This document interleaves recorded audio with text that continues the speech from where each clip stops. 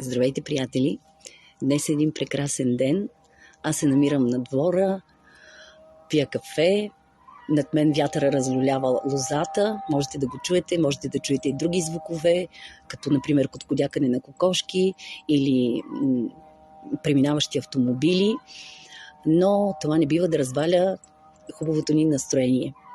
Според учителя Петър Дънов, днес е началото на Божествената нова година. Физическата нова година според него започва на 1 януари, духовната на 22 март, а божествената на 19 август.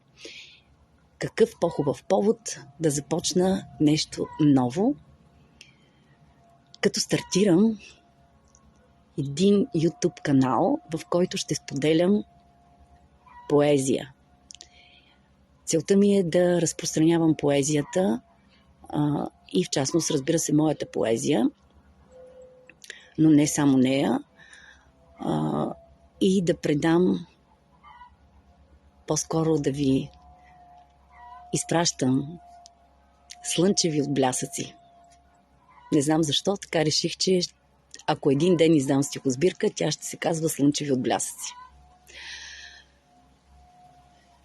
Ще ви кажа моето най-ново стихотворение и нека всички, които са родени през месец август, да се чувстват поздравени. Стихотворението се казва Този август. Този август ще помня с лъчите на слънцето жарко и звездните нощи спияни от обич турци. За да бъда щастлива е нужно толкова малко. Тихо местенце, усмивка и чифтобици. С кръв гореща е август и прави нещата различни. Вае с пръсти от лято лодки с красиви мечти. Замита умората в глуха пътека клинична. Затова го обичам. Отдавна сме с него на ти.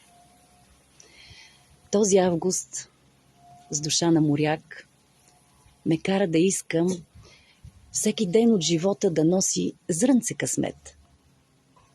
И няма да питам изобщо какъв ще е риска да превърна мечтите в реалност. Коя е наред? Благодаря ви, че останахте с мен. Ако моят поздрав ви е харесал, последвайте ме и в YouTube, където ще качвам видеа, както ви казах. Едните ще бъдат на тема пътешествия с круизни кораби, а другите ще бъдат свързани с поезия. Желая ви един наистина прекрасен ден.